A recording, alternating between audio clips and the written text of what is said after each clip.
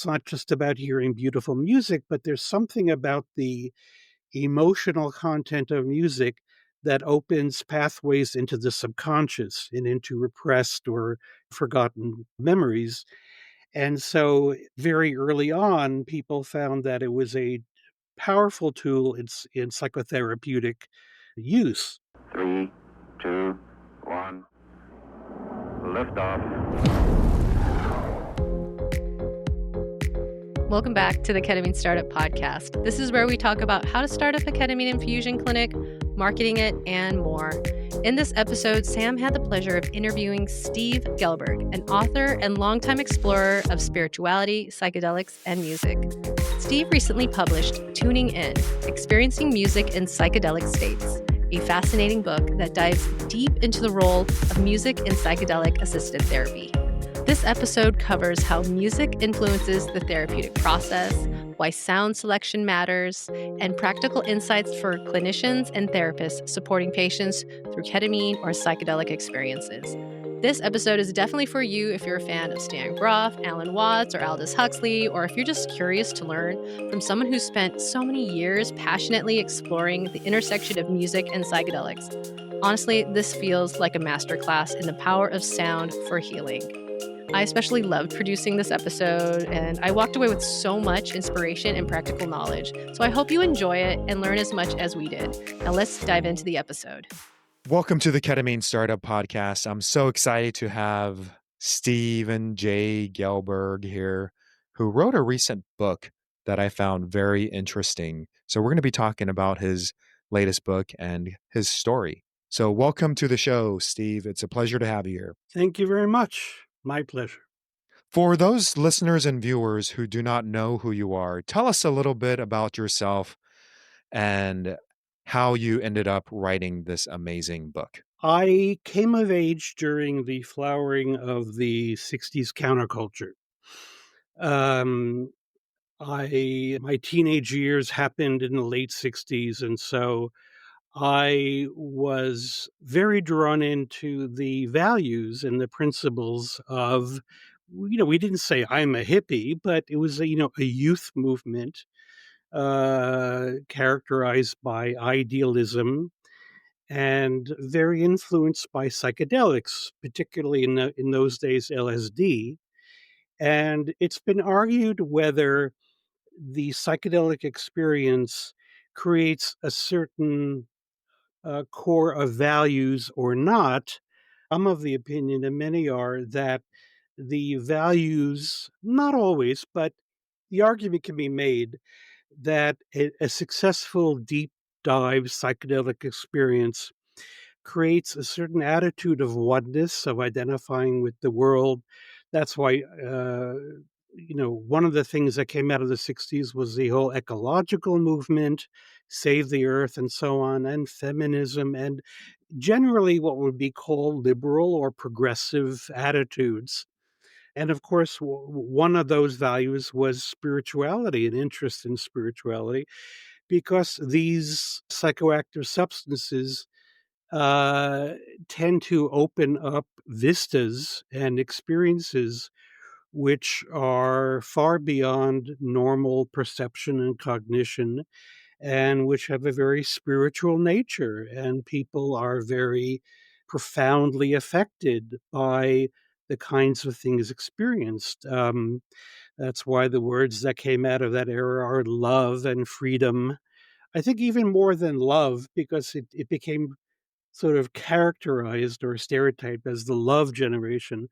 But the word that I think was more active in those days was freedom, because the experience of psychedelics gave one a sense that there is a lot more to consciousness, to awareness, than that which we experience on a humdrum day-to-day level.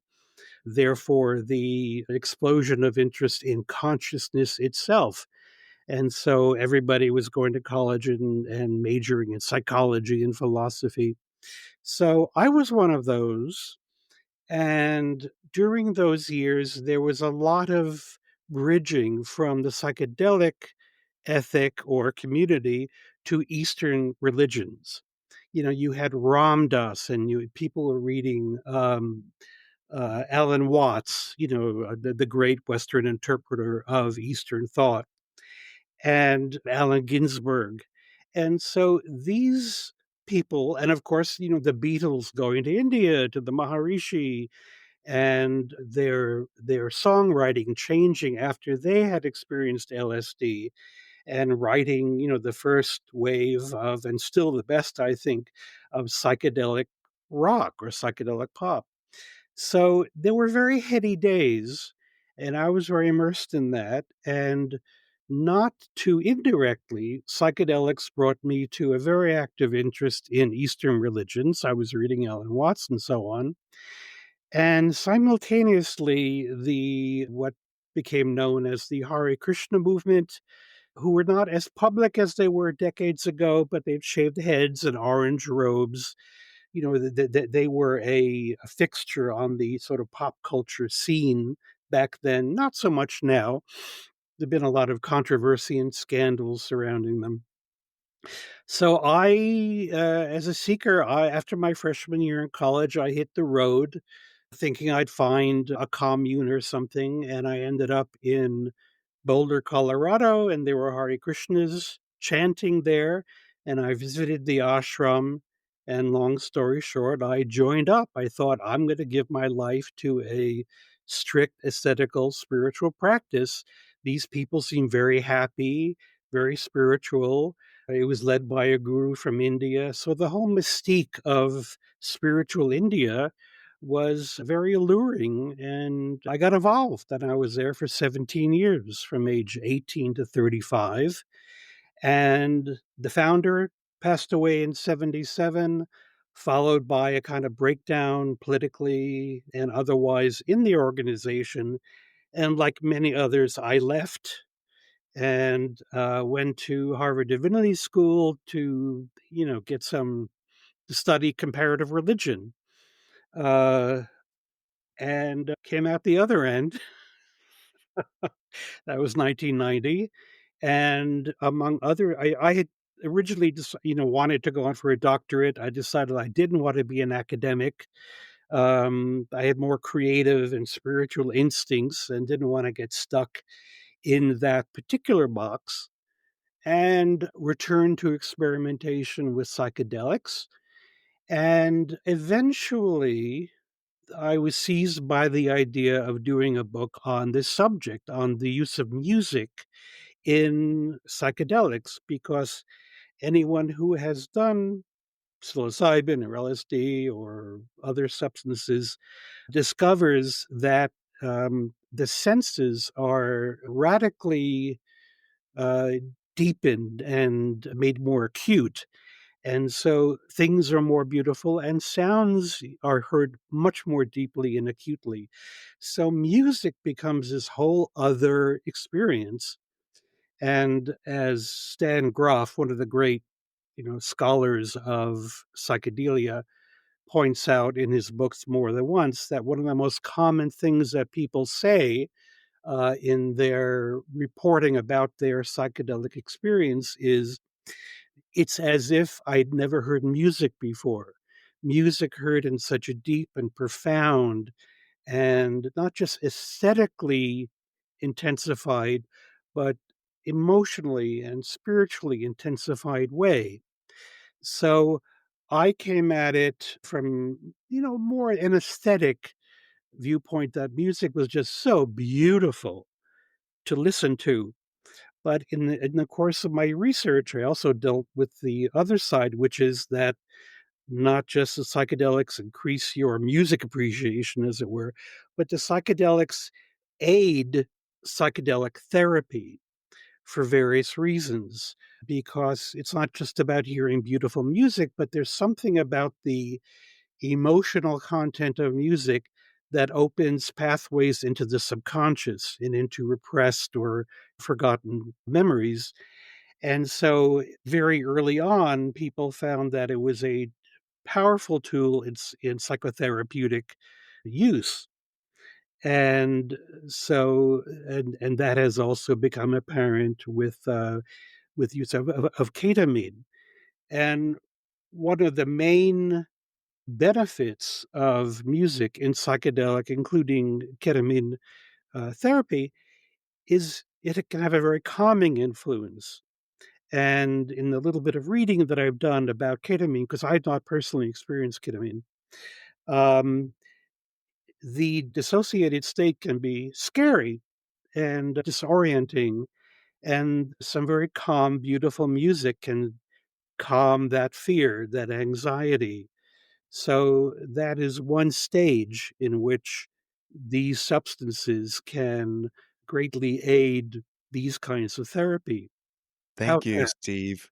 Yeah, excellent. And I want to rewind back because you were with the Hare Krishna movement for about 17 years. You left, and then you were inspired to go back to school. So, in a way, I see you as a lifelong learner.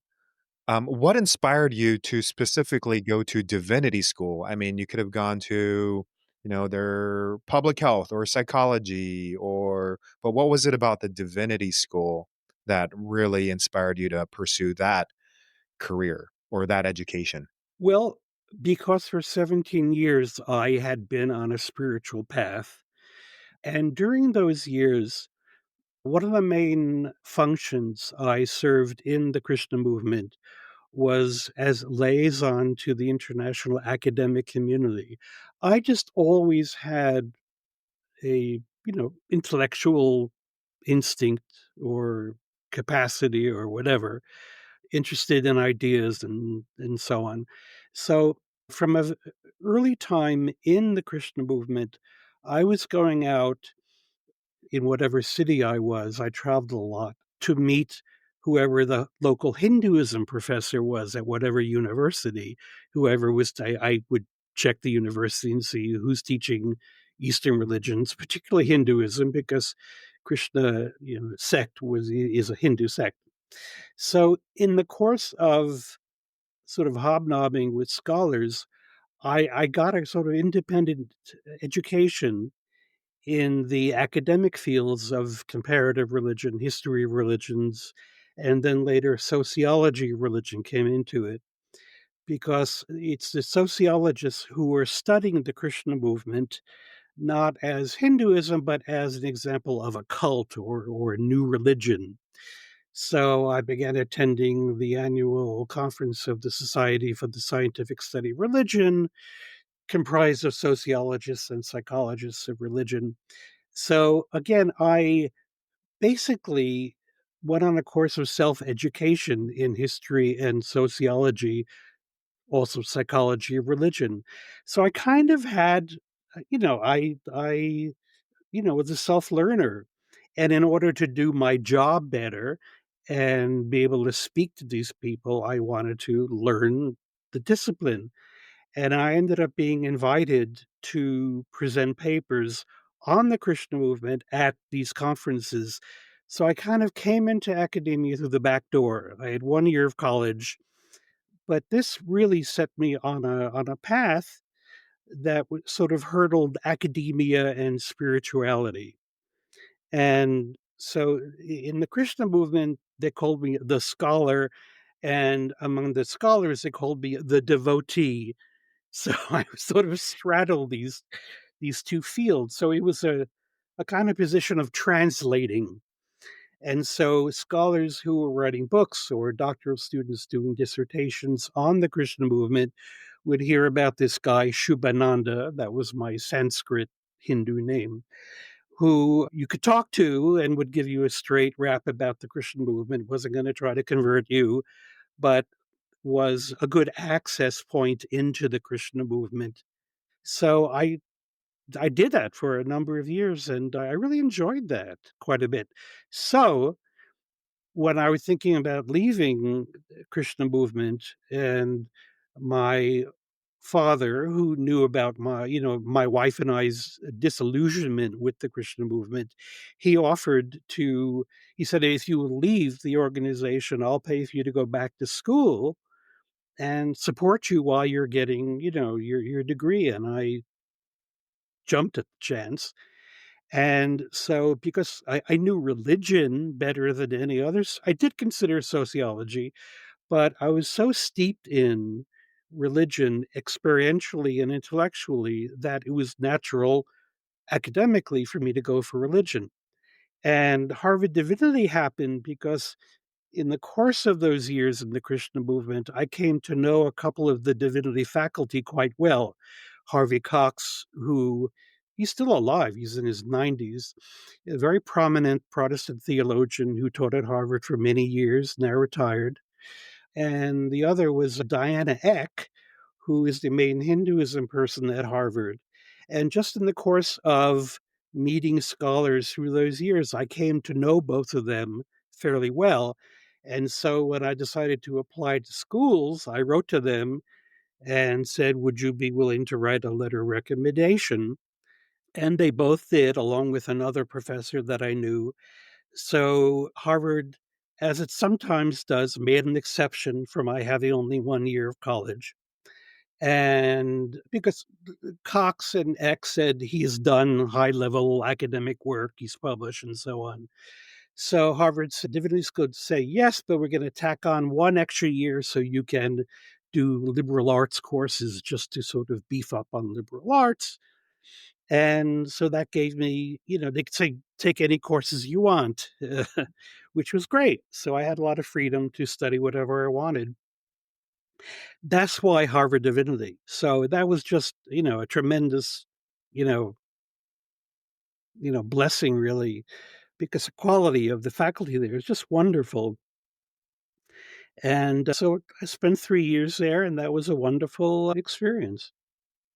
Yeah, and I see you, Steve. You are truly an academician. You're definitely a scholar because when I was reading your book, Tuning In, it was remarkable how you drew upon all these authors, whether it's Aldous Huxley or Alan Watts or Stan Grof, and you were able to compose it in such a way.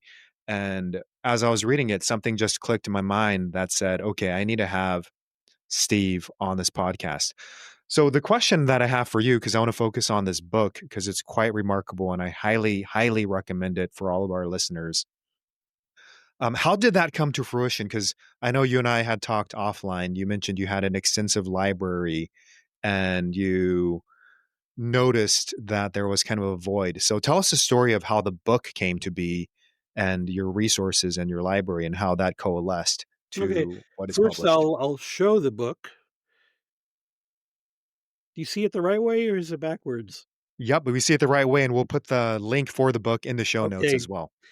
So you're asking how did the book coalesce? How did that come? Yeah, because it's a remarkable piece of I think it's art. And so tell us about like the journey of the book and the writing and how, you decided to even write an academic in a way, very, I mean, it's almost like a PhD dissertation in my opinion. And maybe you'll get granted an honorary PhD from That'd be Harvard great. Divinity School. Sure. Um, well, the whole thing started really when I just decided, well, as I explain in the book, at age 60, I got diagnosed with uh, what's it? Cancer. What's that part of the body that all men get? The Uh, prostate, parotid gland, prostate. So prostate. I got prostate cancer, and it's under control now. I'm being treated and all, so my prospects are good. But it kind of focused my mind, as those kind of diagnoses tend to do. And I did some deep pondering that, okay, what if I get really sick? What if I even, worst case scenario, I described this in the book, end up in an institution or something, like really not able to do anything, um, really limited. I just imagine myself, profoundly ill and incapacitated. And I said, "How would I remain sane?" And my answer was music. I love music. And I thought if I at least had access in some compact form to my music library, I could survive almost anything. It's like, if you were left alone on a desert island, what book would you take? For me, it was like, I just want my music. And So I began collecting, sort of curating from my own music library, a bunch of CDs, the music that I find most sustaining. And I hadn't yet, back in those days, you had your one of those little devices, the iPod for music or whatever it was. And in the course of sort of going through and refining my music collection, I began thinking, is there some way I can broaden this so it'd be of some use to others? It began just feeling like a selfish little project. And it occurred to me that, with an interest in psychedelics and in music and kind of a natural draw to music of a more, heart opening and cosmic kind, including classical and ambient and world music, I thought, I don't know, somehow the thought came to me that it'd be a great project to create playlists of music that people could listen to when they're experiencing psychedelics. And so I began working on that. I joined Spotify and began, spending ultimately thousands of hours sampling, auditioning music from various genres. Classical is a main one, along with ambient, world music, and other things, and created a number of, now there are 41 playlists on Spotify. After maybe around a year of doing that, I thought, why not write a book on this? I began going through my collection, looking up music in the indexes to all my books, and found that there was very little of a systematic treatment of the subject. Many mentions of it, some trip reports, a paragraph or two here, a page or two there. But I realized nobody has really looked at the subject as a distinct subject and explored it and written about it. And I said, that's my project. And, being comfortable with reading and research and loving the subject, being, very motivated, I thought this is fabulous. I just hope nobody else is doing the same thing right now. Um, but I thought, I'm going to grab the opportunity and I'm going to do this book. And so I began going through I already had a sizable library in psychedelia. And as I discovered new references, I bought more books. And so my psychedelic library probably doubled during this time. And basically, I looked for every reference in every book that I could find, even mentioning, even in passing, the experience of music on psychedelics, and then branched out into other areas such as musicology, history of music, philosophy of music, psychology of music, other areas that would broaden the dimensionality of what I was doing. So I can, understand really what it is about music itself, apart from the context of psychedelics, that makes music such an incredible ally in psychedelic therapy. And I learned an awful lot. And so I just gathered together a lot of research, some hundreds of pages of research. And then the task, then I began seeing patterns. It began sort of organizing itself in my mind into different themes and patterns. So that was the real thinking part of it, is how does this all fit together? What are the points to be made? What are the themes? In a book, how do you present this material? And the end result is the book. So, I put a vast amount of work into it, and then I, started thinking about getting it published. And I sent queries out as one does to different publishers. And I happened to come across a book on concerning the psychedelic music in the psychedelic 60s that I got a hold of and read, and it happened to be published by SUNY State University of New York Press. And I thought, wow, that would be fabulous if I can get a university press to publish it. I had doubts because the book doesn't pretend to be a detached, purely academic cerebral study. I speak about these experiences in the first person sometimes, and with, unabashed enthusiasm. So I really wondered whether an academic publisher would take on something that that had a strongly personal dimension and a kind of advocacy dimension.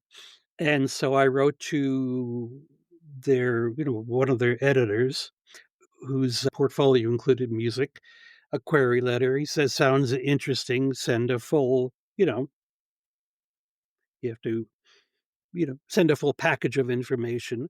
I did. He liked it and presented it to the editors, and they liked it.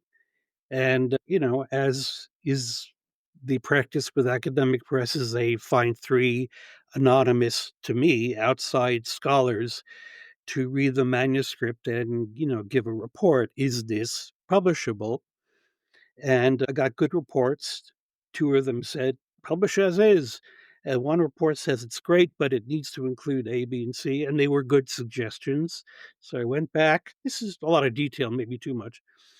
And long story short, I signed a contract and it got published. And so that the whole publishing process, anyone who has published at all knows how complex it is. And being a university press, the editing quality and the quality of the personnel is really wonderful. And so I had a good editor, but I did the index. A lot of work, an awful lot of work. And after I was all done, it was still several months before it would come out. So it's I remember at there was a period while I was working on the book that it was dragging and I was having doubts about it and I was finding it difficult to concentrate. A little genetic depression set in, Ashkenazi Jewish garden variety depression. And I really wondered, it just it began to seem like an insurmountable project. But I remember telling myself, I will die happy if I can finish this book. This is it. If I can just get this thing done, knowing that it would be a contribution to the field, a unique contribution to an important and, burgeoning field, I would be happy. And maybe that drove me on. And so when it was all done and the book came in the mail, I really, I'm ready to go. I, I've done my main work, cancer be damned. But it is deeply gratifying to have all that, several years, 6, 7 years of concentrated work to come to fruition. And fortunately, it seems to be getting a good reception. On and off, on Amazon, it's been the number one new release in music appreciation.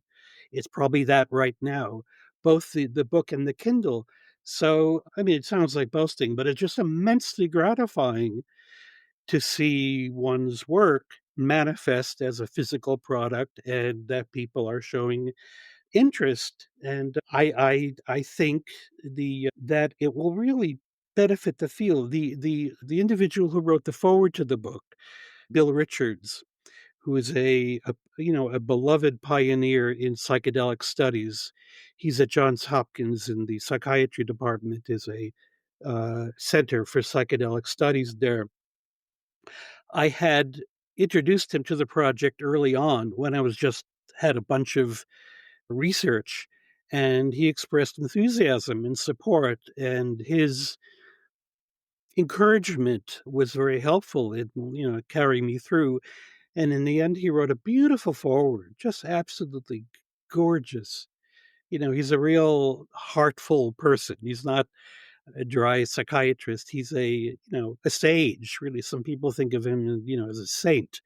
He just has a wide open heart, but trained psychedelic therapists all over the world. And he's in his mid 80s. He's getting on in age, but he's just a wonderful person. And the book is worth its price just for his eloquent little forward. So there's been a kind of fortuitous aura surrounding the whole process of preparing and publishing the book. I can tell it's really a passion project and very purpose driven. And I know with a lot of authors and books, it's not, and it's not a ton of money making. I can tell that's not the intention behind it, but adding a significant body of work to the space. And now, Steve, I want to get into kind of the information that's in the book and the wisdom. So, early in the book, you mentioned that there's similarities between music and psychedelics. So, can you tell us about the similarities that you've noticed between music and psychedelics, just independent of each other? Sure, I talk about it in terms of a shared ontology between music and psychedelics, um, that both are not easily pinned down by analysis. Music is a non-tangible thing, even among all the arts. It's invisible. It's sound waves that are in the ear, that in the air, that somehow come into the ear and go to the brain. It's a very kind of, unless you're a hard scientist, kind of a mystical process of, it's not a direct hearing. The brain is interpreting waves of air traveling through the ether. So it's quite in and of itself, music is a kind of mystery, a kind of mystical thing. And many writers, philosophers, and just writers about music through the ages have written about music as this kind of mysterious force. I talk about that in one chapter.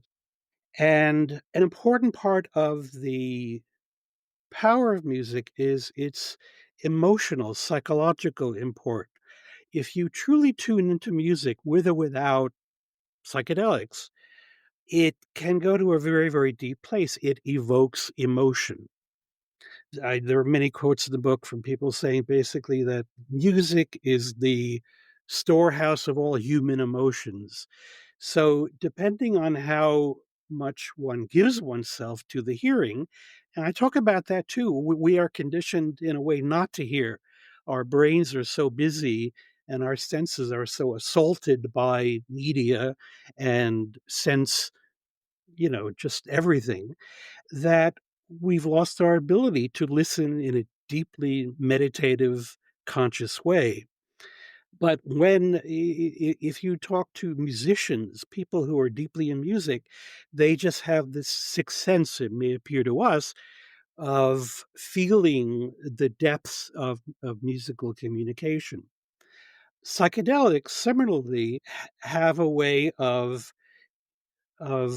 opening the whole emotional sphere of consciousness. Somehow they unblock all the blocking that we do in the course of creating an ego and functioning in this world, all the protections and defenses we have against feeling too much or feeling everything or managing how we feel out of fear of feeling too much or feeling the wrong things. But the therapeutic power of these psychosubstances is their almost miraculous ability to open up the closed down emotional and subconscious realms. And so it's easy to see how psychedelics and music have a magical synergy that is really unique in just opening the heart, piercing through the veil of the subconscious, and making it accessible for examination and for therapeutic help, deep contents of consciousness. So, music is not just a kind of nice thing to have, but when you're doing a psychedelic session, it's not just something to relax you as you're coming off into the drug, or something to make, because when you're experiencing the first come on of a psychedelic, including ketamine, you feel differently. Strange feelings come, and the tendency of the ego self is to feel protective and frightened and what's going on, and um, the right kind of music simply calms that fear, that anxiety, and allows one to, open up to let go into the experience. So that's a very fundamental, basic first step in the value of music. But beyond that, it aids in opening the defensive structure of the ego so that what needs to be dealt with, the cause of one's depression or phobias or traumas or whatever it is, uh, can come to the surface. So Yeah. music is just this extraordinary ally in treatment. And from what relatively little I've read, some articles you sent me, it's clear that people who simply using ketamine for um, anesthetic purposes began to notice that other things would begin to come up. It didn't just, you know, that there was this whole psychological dimension that came up, and that music seemed to relax people. And that's just the first step in exploring the potential beneficial role of music in these kind of treatments. Yeah, absolutely, Steve. And as you're speaking, one of the things that was coming up for me is when a mother or a father has a baby who they're holding in their arms and trying to soothe them, let's say that they're crying and, very uncomfortable. One of the things that we just naturally do as humans is sing to our little ones. Of And course. whether it's humming or singing a nursery rhyme. And Mhm. it's fascinating. I have a 5-year-old daughter. And I remember when she was younger, I would just hum to her or sing to her, or my wife would, and that would, within minutes calm her down. And so it's fascinating how the music that we can produce, and it might just be as simple as humming for our little ones, can help calm them down. But then, yet, that can also play a role during their ketamine session or their psychedelic session in helping calm them down, bring their ego defenses down. And I think it is something very ancient within our society.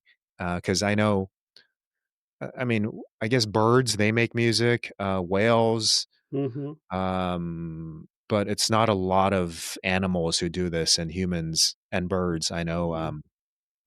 dolphins, whales, they'll sing to each other. But yeah, this music, I think it's almost ancient and primal in a way Sure. for us. Why do we have lullabies in every culture and every language? Lullabies aren't just, aren't just to make the baby go to sleep, but they're to calm, relax, soothe.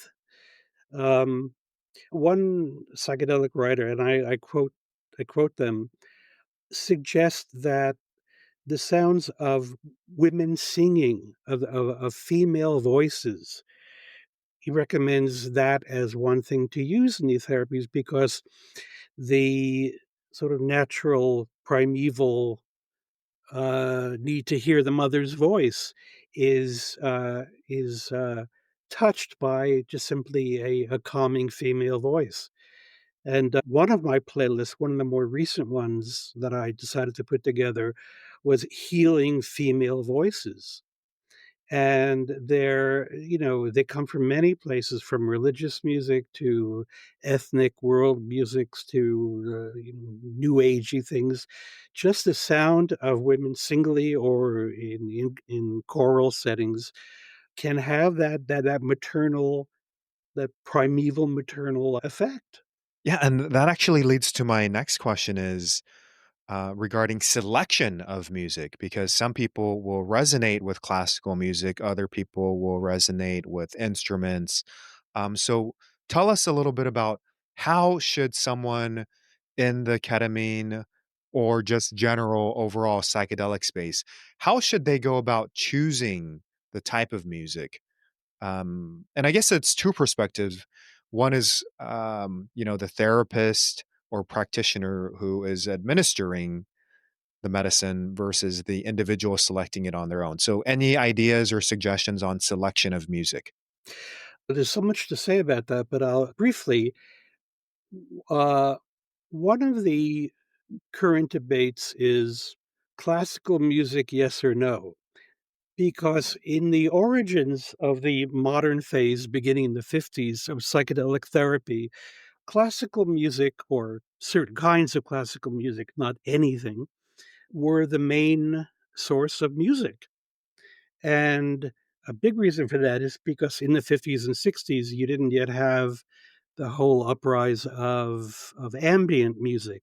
And even New Age music was just getting underway in the late 50s, really into the 60s.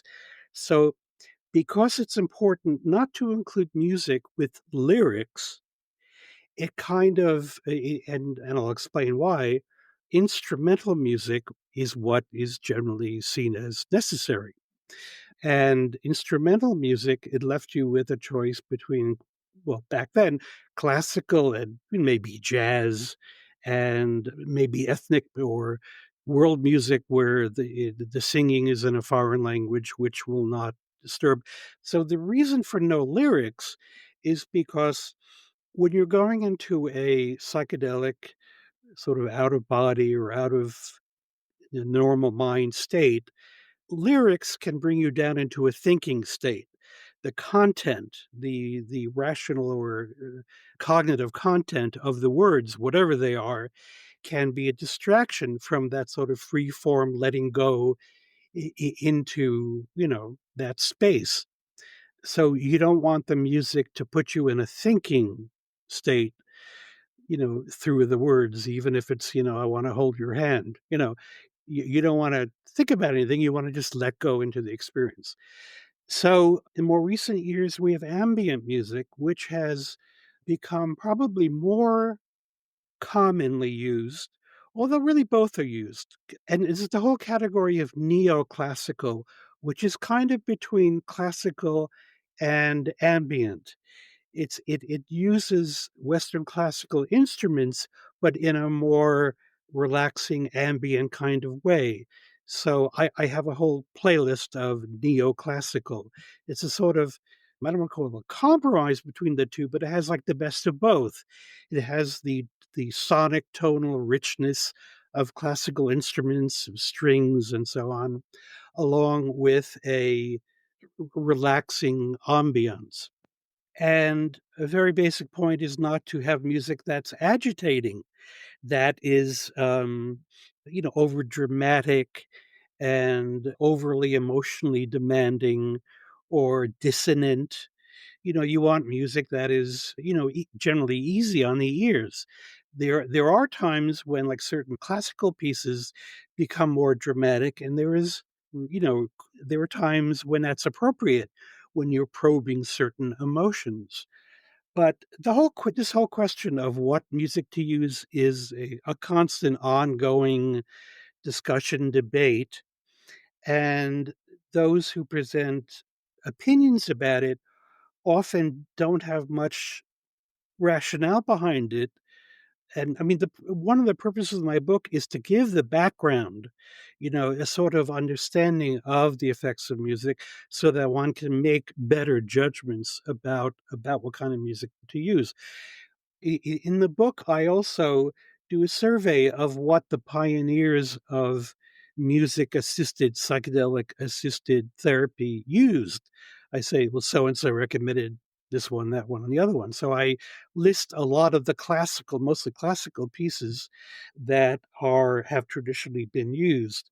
So there's a lot that goes into it. In terms of, there are disagreements about whether have the person bring their own music, because somebody may, if somebody loves heavy metal, they may bring their heavy metal, and that's not the right music to listen to if you want to be in a peaceful state. So within reason, a person can, the client can be, you can suggest them to bring music that they like, and examples of that are given in those few articles you sent me. But generally speaking, therapists will have their ready-made playlists that they like to use, that they have found to be effective. But it's a very fluid field, and I really try to emphasize in the book that there should be no dogma about it, and that those who present a dogmatic approach to it, this is what you must hear and not that, I say, try to stay clear of that, because music reception is a very subjective thing, as is psychedelic and related experiences. So there should be few hard and fast rules, but those sort of common sense, basic guidelines that are important. I talk about those quite a lot in the book. So there's a lot of guidelines there for for the psychedelic therapist.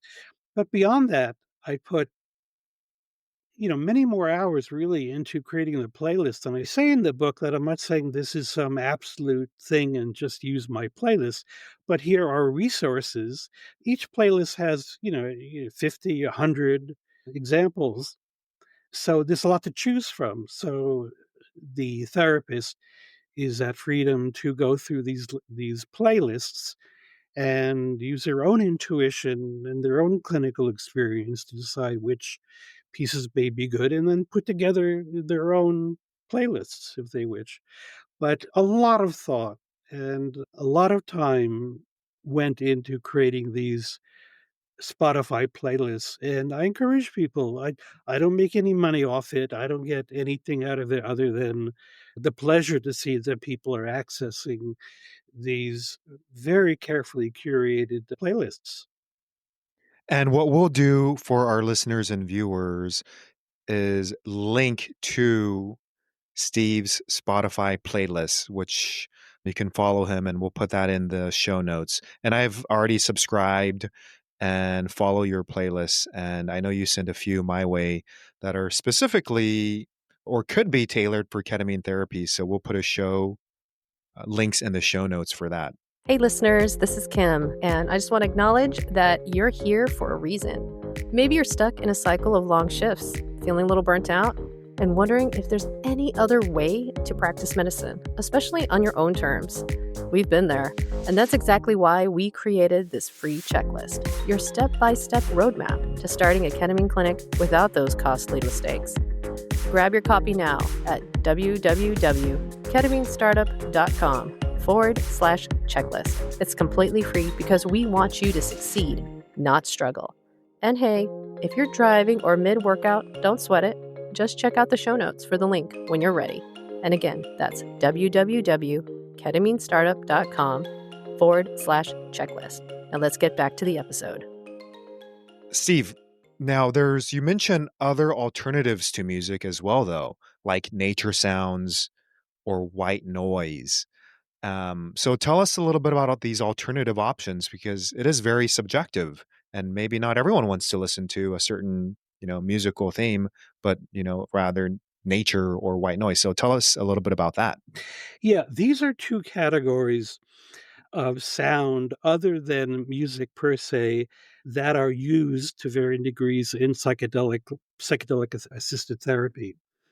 Mm, For one thing, yes, sometimes some people in these states don't want music. They feel uh, too it's too controlling or too overly shaping of the experience. Some will react that way.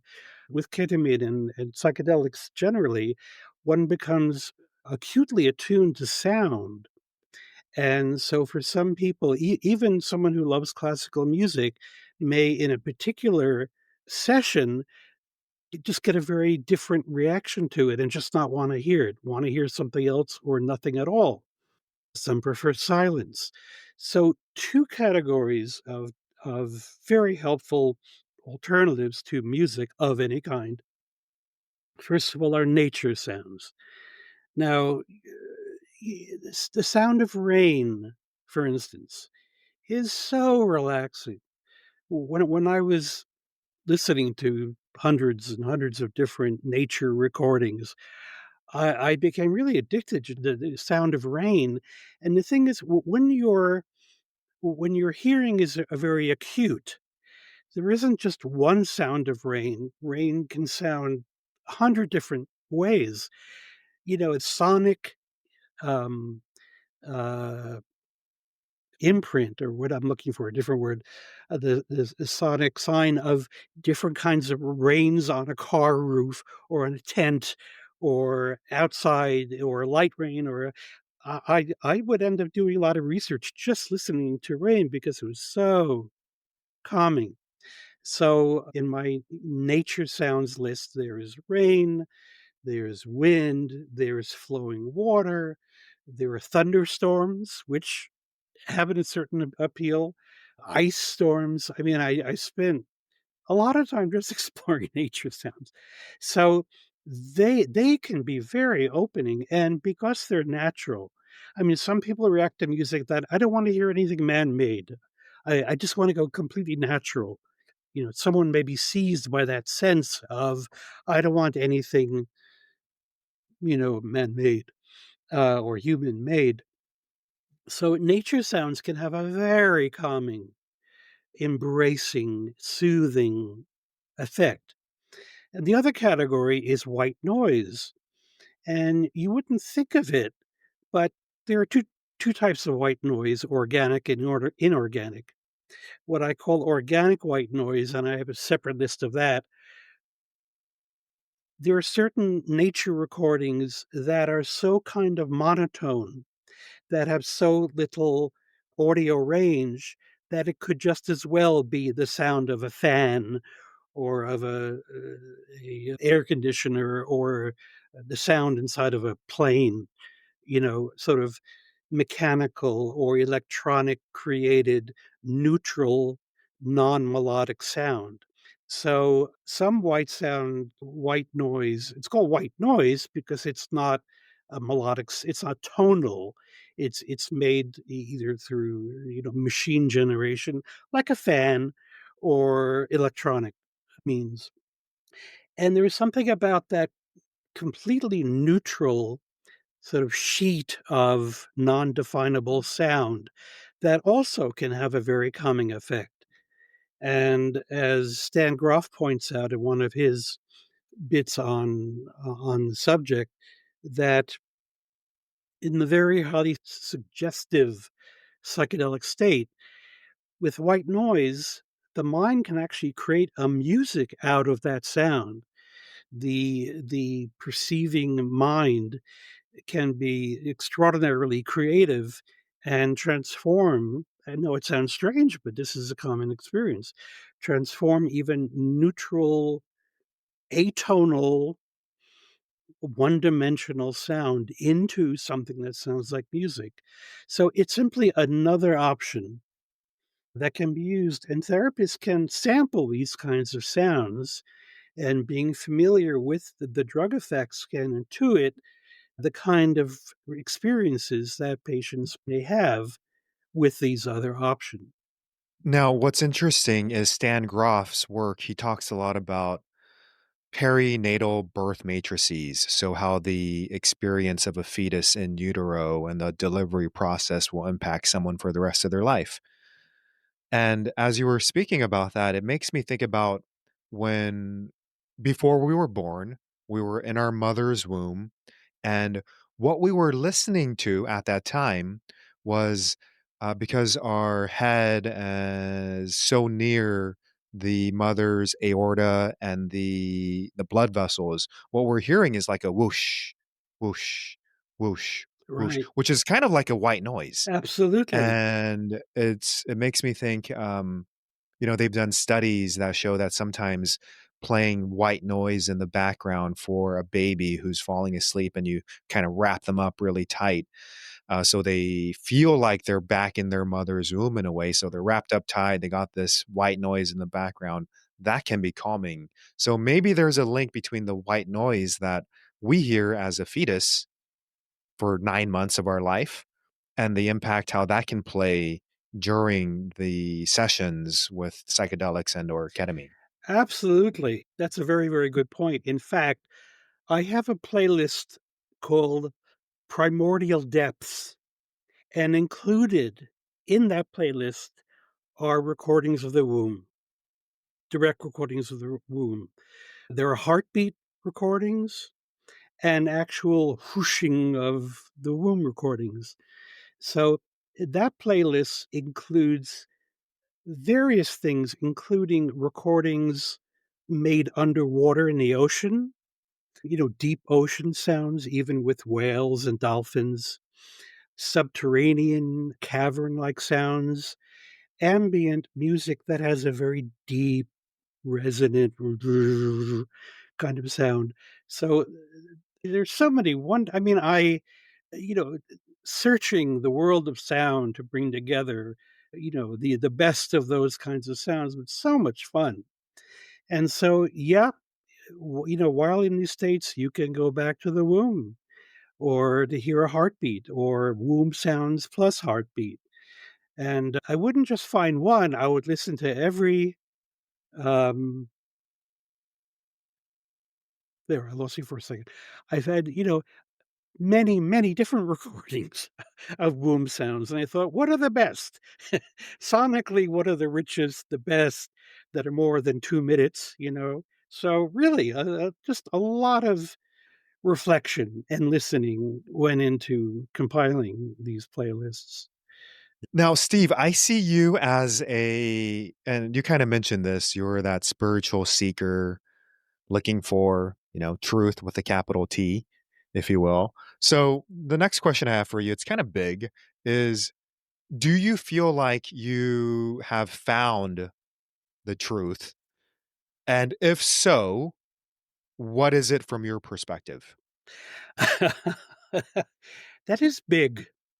Uh, the answer to that is no. I haven't found the truth. Um, my orientation as a teenager was I want to find the truth, capital T. But that in itself is clouded by a particular epistemological, ontological bias that there is this sort of one clear ultimate thing that we have to find. Now, in every spiritual tradition, there are people who are utterly convinced that they found the truth, whether it's within a Christian or Hindu or Buddhist or Islamic or whatever um, environment. One of the things that I did, one of the types of work that I did when I was in the Krishna movement was I was director for interreligious affairs, which basically meant that I learned about the field of interreligious dialogue and I attended conferences where religious leaders or representatives of different traditions came together and experiencing that, and particularly in my case, because of a very similar monastic tradition that I was following and that you find in Catholicism, over the years in the Christian movement, I made probably 10 different visits to Catholic monasteries and spent time there. On one occasion, I did a 10-day retreat. And so I learned a lot about Christian Catholic monasticism, and that sort of opened me to the spiritual riches in traditions other than my own. So one thing about sort of encountering people of other religions, if you open your mind and heart, you will find that other people who are as sensitive and sincere and probing, seeking as you are, have experienced other truths. So over the years, and especially after the ISKCON years, I just developed a more, I don't know what you'd call it exactly, at least a more Catholic, small c, open-minded attitude toward different forms of spirituality. I also, found a lot in Buddhism and Taoism. I studied Buddhism and Taoism, among other things, in graduate school. So I came ultimately to a kind of spiritual conclusion that it's an act of hubris, of incredible arrogance, really, to insist that one's own tradition or a tradition that one embraced later in life is the only way. Ultimately, it's a kind of sad insecurity that if I have the truth, it's got to be the only truth.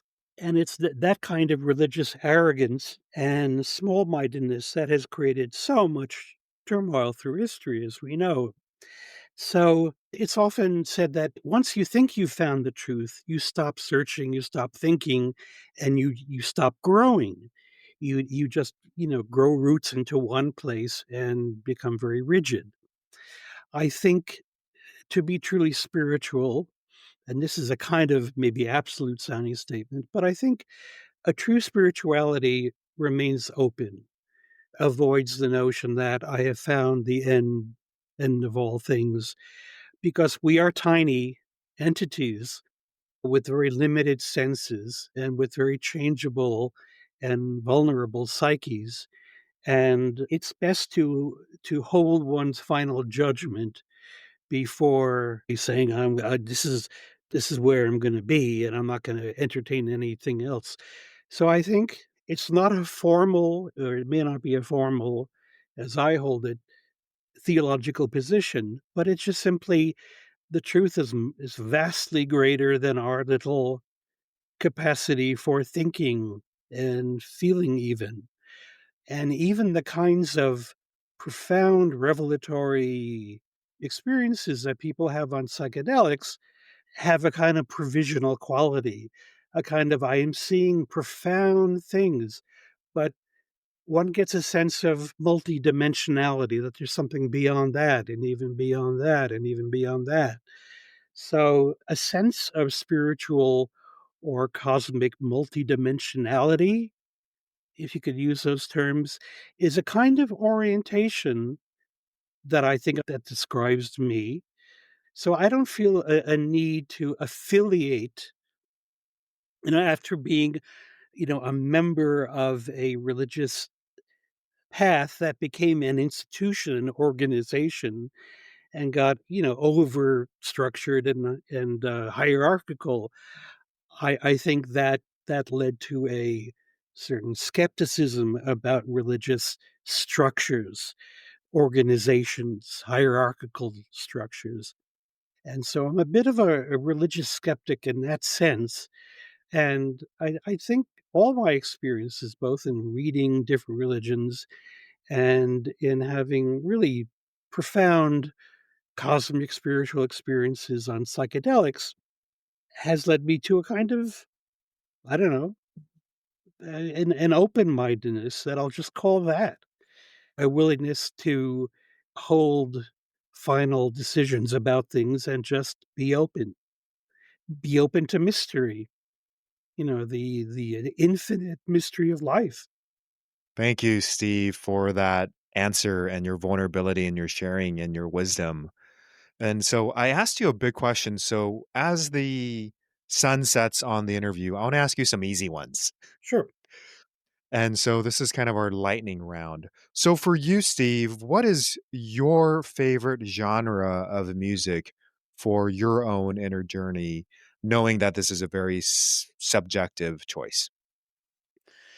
Well, I would have to say classical and ambient, but also I've always been a fan of Indian classical music, sitar music.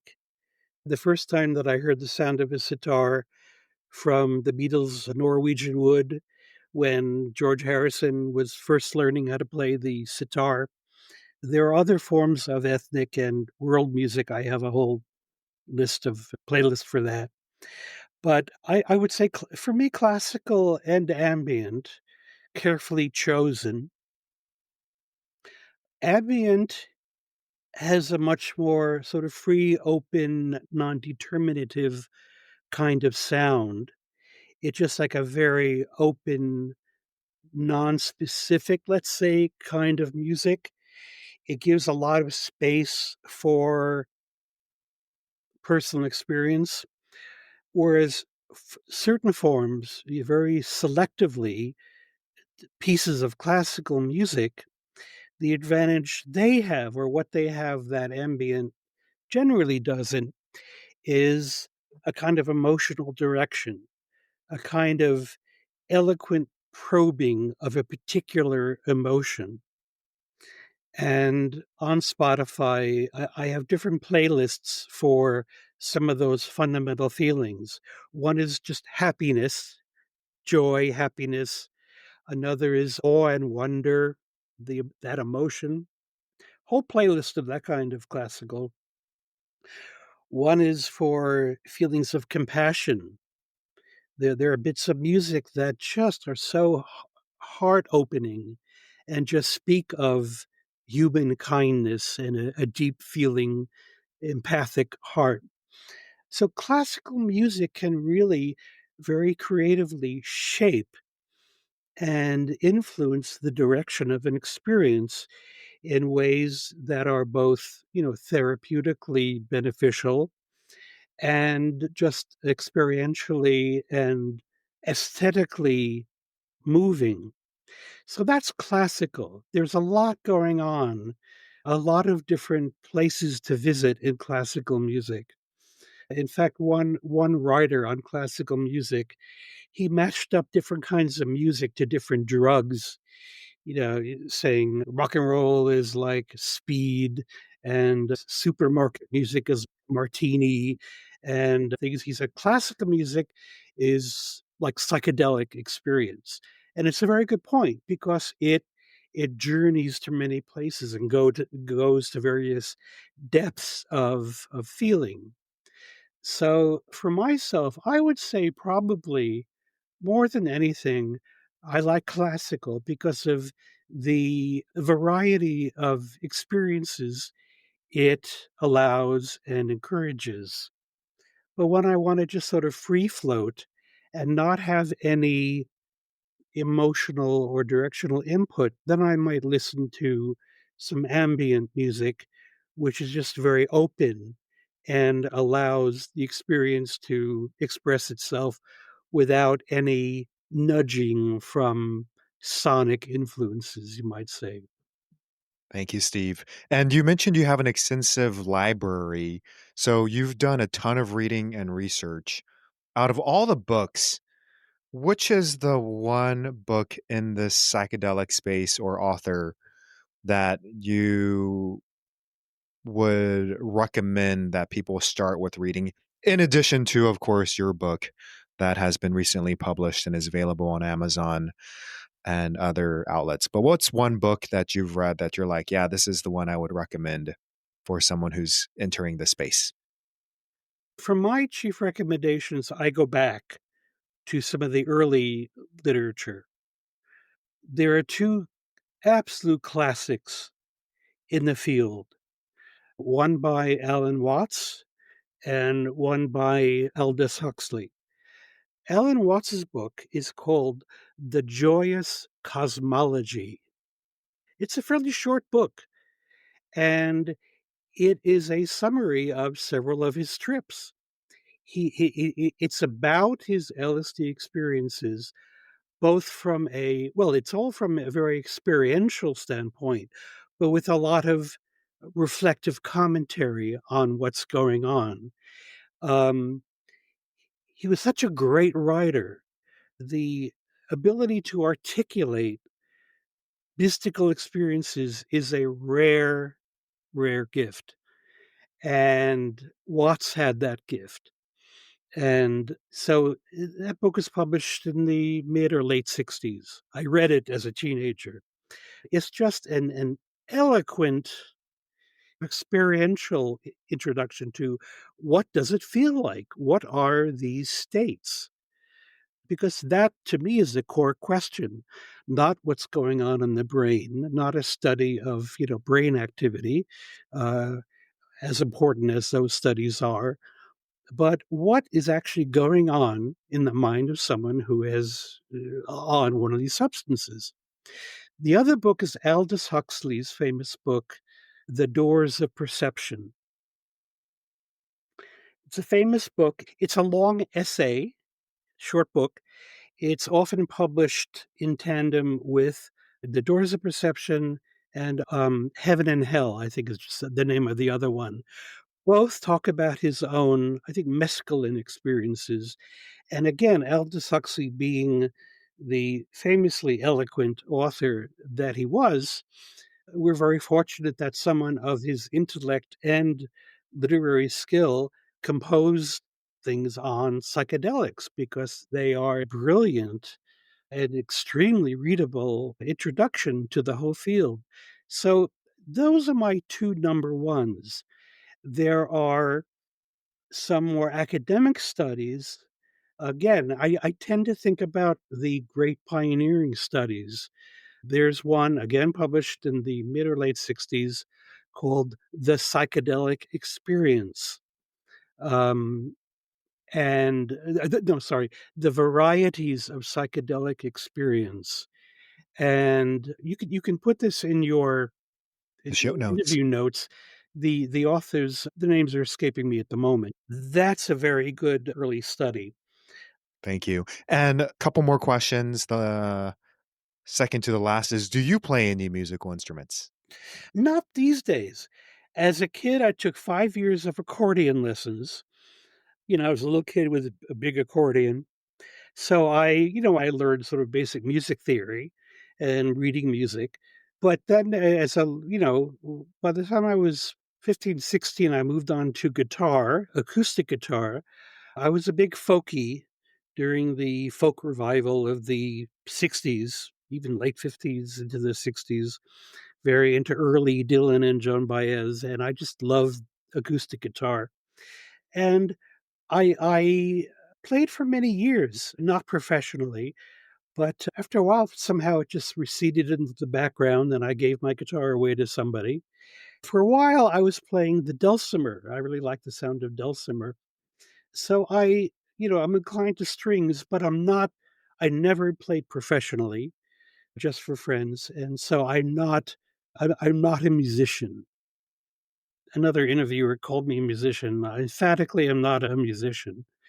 Thank you. And for our viewers and listeners who want to learn more about you or connect with you, what's the best resource? Where should they go to learn more about you and your book? Well, the book itself, I don't have a personal website as such where you can see things I've done. I've written some other things. They're mentioned in Tuning In.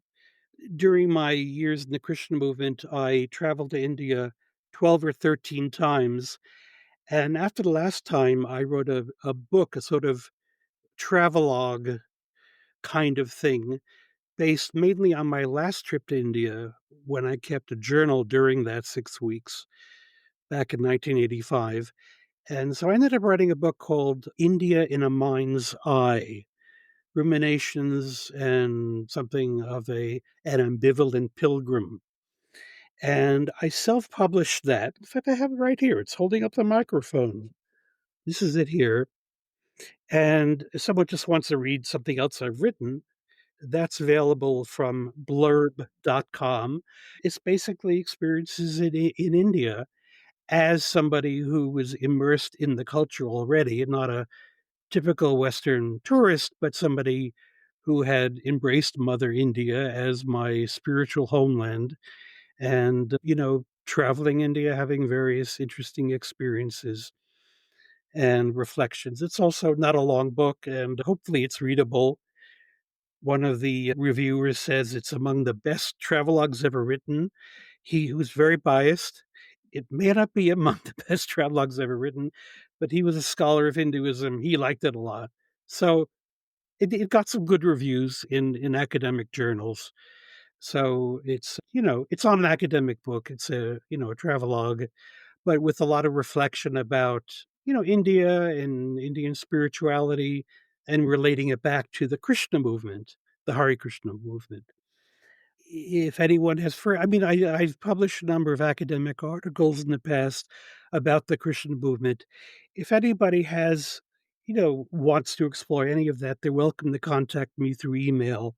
Oh, the other thing is for 20 years, 22 years, I was totally immersed in fine art, black and white photography, a darkroom photography. So pre-digital film and the darkroom. So I lived in the darkroom for 22 years, and I have a photographic website which is beautifully made. I didn't design it. I got someone else to design it.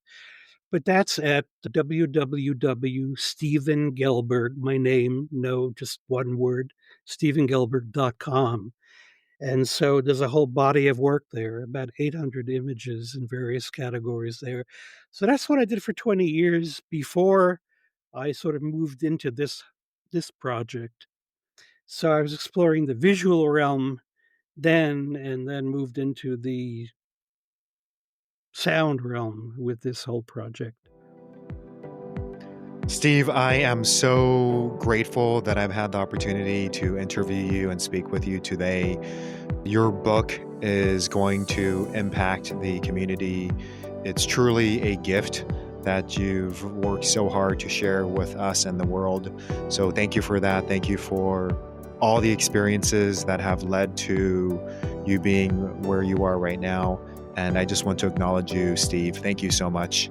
And it's been a pleasure chatting with you. A pleasure. Thank you very much. We hope you enjoyed today's episode. I especially enjoyed producing it, and I learned so much along the way. When you're done listening to this episode, definitely check out Steve's curated playlist. They are linked in the show notes, as well as a link to his book. Tuning In was one that Sam read, and he enjoyed it so much. He was inspired to reach out to Steve, and we were so grateful that he accepted this invitation and joined us for this episode. Thank you for tuning in to the Ketamine Startup Podcast. If you enjoyed this episode, we'd love it if you gave us a 5-star review, subscribed, and even share it with a colleague. We will see you next time.